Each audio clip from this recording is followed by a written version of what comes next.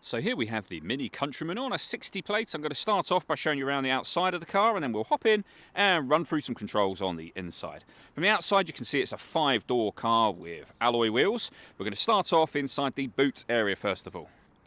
As we approach the back of the car, you can see that we've got reversing sensors, the twin tailpipes that are unique to the Coupe S variant of this car, 2 seats that will fold down should you wish to increase this boot space even further, and that tray section which can be removed, and you can see there's additional space underneath it there as well.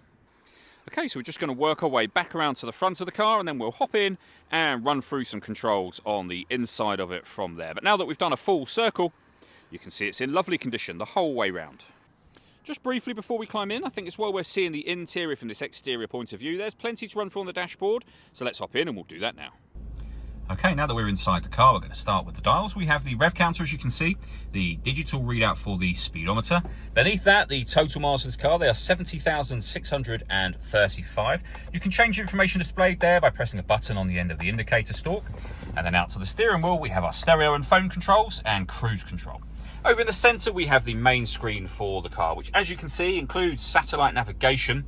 All of the screen controls, so the movement you see me making now, it's all done using this dial just here, which rotates, pushes down, it moves to the left, to the right, up and down as well, which will become useful in certain menus. So, for example, if you want to pair your phone, you highlight phone by rotating the dial, you push the dial down to enter that menu, and then you can pair your phone from there.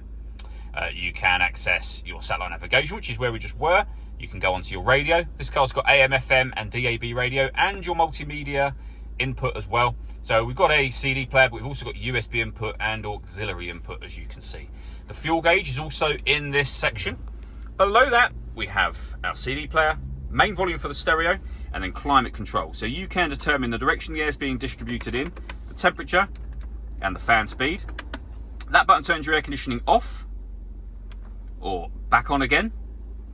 Or you can hit auto. The car will now maintain the temperatures that you've asked for, or temperature, by taking control of the fan speed and direction of the air for you. If you press auto again, you go back to whatever setting you had that on previously.